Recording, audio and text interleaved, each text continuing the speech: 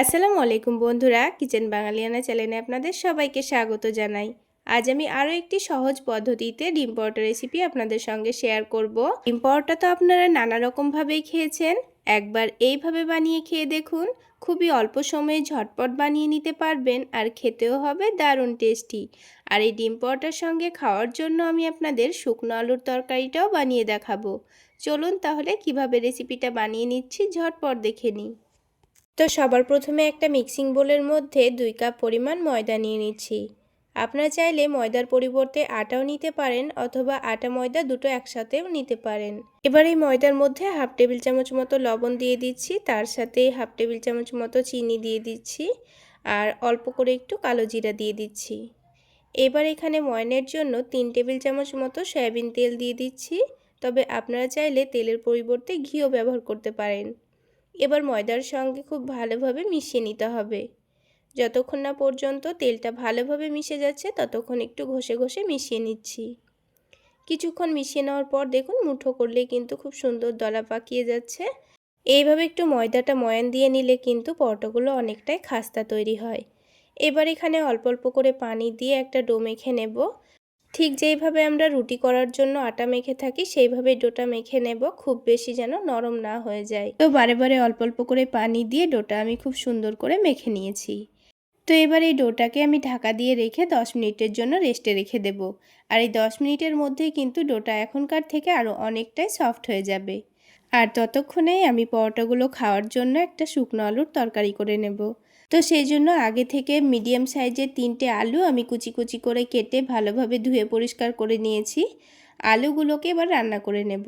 তার জন্য প্যানের মধ্যে 3 টেবিল চামচ পরিমাণ সরিষার তেল দিয়ে দিচ্ছি। তেলটা হালকা গরম হয়ে গেলে অল্প একটু গোটা পাঁচফোড়ন দিয়ে দেব। তারপর একটু থেতো করা রসুন দিয়ে দিচ্ছি আর একটু করে থেতো করা আদা দিয়ে দিচ্ছি। আপনারা চাইলে আদা রসুন বাটাও দিতে পারেন। এবার সব কিছু একটু ভালোভাবে ভেজে নেব। তো দেখুন কিছুক্ষণ নাড়াচাড়া করার পর আদা রসুনটা হালকা লালচে করে ভাজা হয়ে গেছে। এবার এখানে আলুগুলো দিয়ে দিচ্ছি। তারপর আলুগুলোকেও কিছুক্ষণ নাড়াচাড়া করে হালকা লালচে করে ভেজে নিতে হবে।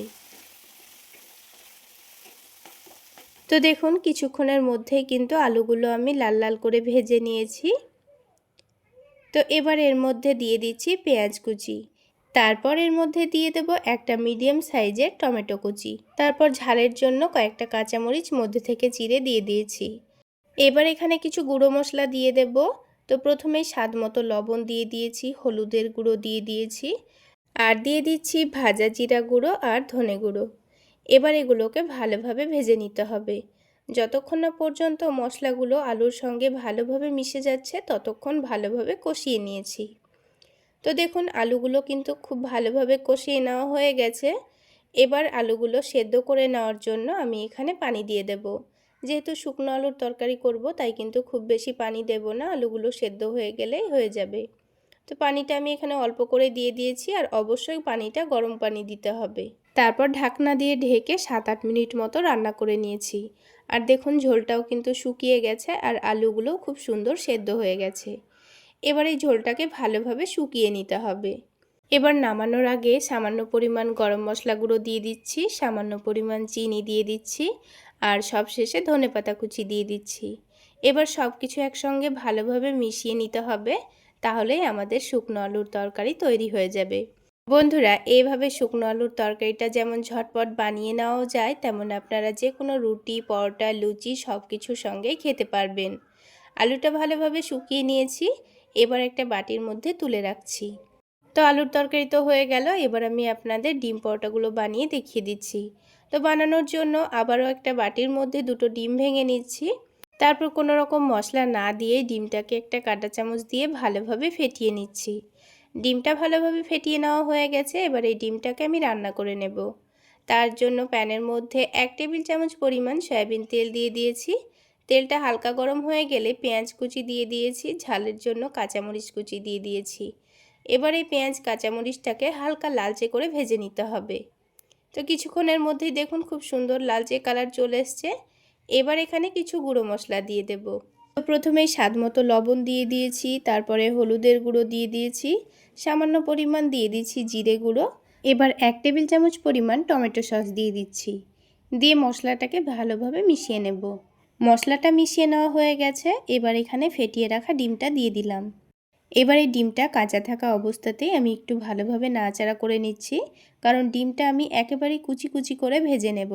এক সাইডেই ডিমটাকে একটু কুচি করে ভেজে নিতে হবে, তারপর মশলার সঙ্গে ভালোভাবে মিশিয়ে নেব। তো কিছুক্ষণ ভালোভাবে ডিমটাকে এইভাবে ভেজে নিতে হবে, যেন ডিমটার একটুও কাঁচা ভাব না থাকে। সব কিছু মশলার সঙ্গে মিশিয়ে নেওয়া হয়ে গেছে, ডিমটাও কিন্তু ভালোভাবে ভেজে নেওয়া হয়ে গেছে। এবার ডিমটা নামানোর আগে অল্প একটু চাট মশলা দিয়ে দিচ্ছি আর ধনেপাতা কুচি দিয়ে দিচ্ছি। তারপর সব কিছু একসঙ্গে ভালোভাবে মিশিয়ে নেব। ডিমটা কিন্তু আমাদের ভাজা হয়ে গেছে। এবার এই ডিমটাকে আমি একটা প্লেটের মধ্যে নামিয়ে নেব। তো ডিমটাকে একটু ছড়িয়ে ছড়িয়ে রাখছি, যেন খুব তাড়াতাড়ি ডিমটা ঠান্ডা হয়ে যায়। এবার এই ডিমটাকে সাইডে রেখে দিচ্ছি। এবার এই ডোটাকে আবারও একটু ভালো করে মেখে নেব। ডোটা কিন্তু আলুর তরকারি করা, ডিমটা ভেজে নেওয়া পর্যন্ত রেস্টে রাখা ছিল। তো ডোটা দেখুন কিছুক্ষণ রেস্টে রাখার জন্য কিন্তু আগের থেকে অনেকটাই সফট হয়ে গেছে। এবার এই ডোটা থেকে আমি কয়েকটা লেচি কেটে নেব। তো পরোটাগুলো যত বড় করে বানাতে চাচ্ছেন সেই অনুযায়ী লেচিগুলো কেটে নেবেন। তো একটা একটা করে লেচি নিয়ে হাতের তালুতে ভালোভাবে ঘুরিয়ে ঘুরিয়ে লই তৈরি করে নেব। প্রথমে সবগুলো লই আমি তৈরি করে রেডি করে রাখছি, তারপর আমি রুটিগুলো বেলে নেব। তো এবার অল্প করে একটু ময়দা ছড়িয়ে দিয়ে বড় করে আর পাতলা করে রুটি বেলে নিতে হবে। আপনারা এই রুটিগুলো চাইলে তেল দিয়েও বেলে নিতে পারেন, তবে আমার সুবিধার জন্য আমি ময়দা দিয়ে বেলে নিয়েছি। তো দেখুন রুটিটাকে অনেকটা বড় আর পাতলা করে বেলে নিয়েছি। এবার এখান থেকে 2 চামচ মতো ডিমের পুর নিয়ে এই রুটির মধ্যের জায়গাটায় রেখে দিচ্ছি। তারপর একটু ভালোভাবে ছড়িয়ে দিয়ে রুটিটাকে ভাঁজ করে নেব। প্রথমে দুটো ভাঁজ করে নিয়ে পরে আবারও দুটো ভাঁজ করে নিচ্ছি। তো দেখুন এটাকে 4 ভাঁজ করে নেওয়ার পর হাত দিয়ে একটু ভালোভাবে চেপে দিচ্ছি। এভাবে করে একটু চেপে দিলে দেখবেন ভেতরে ডিমের পুরটা কিন্তু রুটির চারিদিকে ছড়িয়ে যাবে। তারপর অল্প করে একটু ময়দা ছড়িয়ে দিয়ে এটাকে আলতো হাতে বেলে নেব। তাহলেই দেখবেন পরোটাটা কিন্তু খুব সুন্দর বড় হচ্ছে আর ভেতরে ডিমের পুরটাও চারিদিকে সমানভাবে ছড়িয়ে যাচ্ছে। আর এই পরোটাটাকে কিন্তু আমি খুব বেশি পাতলা করে বেলিনি, মিডিয়াম সাইজের করেই তৈরি করে নিয়েছি। এইভাবে করে সবগুলো পরোটা বেলে নিতে হবে। এবার পরোটাটাকে ভেজে নেব। তার জন্য প্যানের মধ্যে পরিমাণ মতো তেল দিয়ে দিচ্ছি। তেলের মধ্যে ভেজে নেব। আপনারা চাইলে প্রথমে পরোটাটাকে উল্টে পাল্টে সেঁকে নিয়ে অল্প তেলেও ভেজে নিতে পারেন। তো এবার এই পরোটার একদিকে যখন হালকা একটু কালার চলে আসবে তখন আমি পরোটাটাকে উল্টে দেব। আর দুটো স্প্যাচুলার সাহায্যেই কিন্তু পরোটাটাকে উল্টে দিতে হবে, তা না হলে কিন্তু তেল ছিটকে আসতে পারে। আর এই পরোটাটাকে একটু ক্রিস্পি তৈরি করে নেওয়ার জন্য একটু সময় নিয়ে ভেজে নেব। আর উল্টে পাল্টে একটু সময় নিয়ে ভেজে নিলে দেখবেন পরোটাটা কিন্তু খুব সুন্দর ফুলে উঠছে আর পরোটা উপর থেকে অনেকটা খাস্তাও তৈরি হবে। তো দেখুন পরোটাটা কত সুন্দর ফুলে উঠেছে আর দেখতেও কতটা লোভনীয় হয়েছে। তো একটা পরোটা কিন্তু আমাদের তৈরি করা হয়ে গেল। আমি আপনাদের আরও একটি পরোটা তৈরি করে দেখিয়ে দিচ্ছি। এই পদ্ধতিতে পরোটাগুলো বানালে দেখবেন প্রত্যেকটা পরোটাই ফুলকো তৈরি হবে আর অনেকটা খাস্তাও তৈরি হবে। এই পরোটাগুলো খেতে এতটা টেস্টি হয় আপনারা না বানালে বুঝতে পারবেন না। তাছাড়া পরোটাগুলো কিন্তু কোনো রকম সবজি ছাড়াই খাওয়া যায়। তো দেখুন আরও একটি পরোটা কিন্তু আমাদের তৈরি করা হয়ে গেল। ঠিক একইভাবে আমি সবগুলো পরোটাই তৈরি করে নিয়েছি। আর দেখুন সবগুলো পরোটাই কত সুন্দর ফুলকো তৈরি হয়েছে। দেখতে যেমন লোভনীয় হয়েছে খেতেও কিন্তু তেমনই টেস্টি হয়েছিল। এবার একটা পরোটা ভেঙে এর ভেতরটা আপনাদের দেখিয়ে দিচ্ছি। দেখলেই বুঝতে পারবেন চারিদিকে কত সুন্দর পুর ছড়িয়ে আছে। তো একটা ছুরি দিয়েই কিন্তু আমি কেটে দেখাচ্ছি। তাহলে বন্ধুরা আজকের এই ডিম পরোটা আর শুকনো আলুর তরকারি রেসিপিটা আপনাদের কেমন লাগলো অবশ্যই কমেন্ট করে জানাবেন। আর ভালো লাগলে একটা লাইক শেয়ার করে দেবেন। আর আমার এই সহজ রেসিপিগুলো যদি ইউটিউব চ্যানেল থেকে দেখে থাকেন চ্যানেলটি সাবস্ক্রাইব করে দেবেন। আর ফেসবুক পেজ থেকে দেখে থাকলে পেজটি ফলো করে দেবেন। তাহলে বন্ধুরা আজকে এই পর্যন্তই। সকলে অনেক বেশি ভালো থাকবেন, সুস্থ থাকবেন। দেখা হচ্ছে আবারও একটি নতুন রেসিপি নিয়ে পরের ভিডিওতে।